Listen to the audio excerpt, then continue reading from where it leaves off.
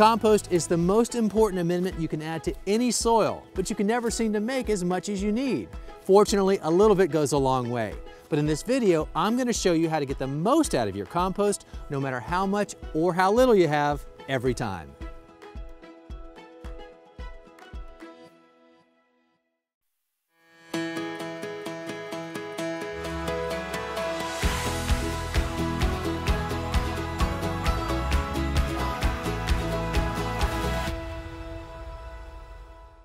So how much compost is enough to actually improve your soil? Well, anything's better than nothing, but let's start with a brand new bed first, where everything going in is new. If you could incorporate 20 to 30% by volume into the top 12 inches closest to the surface, well, that's 3 or 4 inches of compost. And if you can do that, you're off to a great start. But if you have a very limited supply, work it into the planting hole before adding the plants. Or you can add the plants first and come back and work what you do have a few inches into the soil, just around the root zone, so as not to disturb the plants. But the main point here, either way, is don't send your precious compost down below where the roots won't benefit from it. While it won't hurt, with a limited supply, there's no point in putting it where it can't be utilized. For existing plants in beds, no matter what you're growing, apply about 1/2 to 1 inch of compost as a top dressing out from the base of your plants at least to the drip line of all the plants you want covered. Top dressing is the process of adding the ingredient to just the soil surface and not working it in, and that is perfectly fine.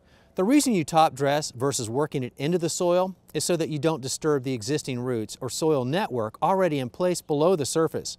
By top dressing, in short order, organisms living in the soil will incorporate that compost down into the soil, where it will have direct benefit to the plants. In my vegetable garden, I amend my raised beds with a compost top dressing of about 1 inch twice each year between the growing seasons when the beds are empty. Fortunately, between what I make and buy, I have enough to spread it over the entire surface, which ideally is best if you're planting densely like I do.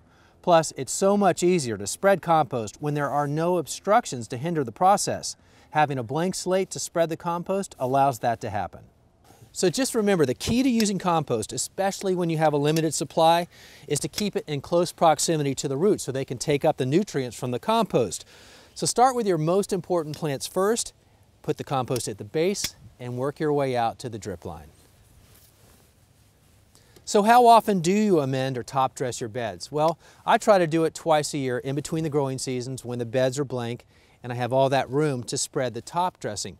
But it doesn't always happen. So I focus on the beds that I know I'm going to be planting into, or the beds that have the heaviest feeders. I never miss that opportunity. But even if you only do it once a year, the key is that you're improving your soil year after year, which means your plants are going to be more productive season after season too. And one final thought, after you spread the compost, come back and add a layer of natural mulch, whether it's shredded leaves or straw in this case, but something natural to cover the soil surface and especially to protect the compost.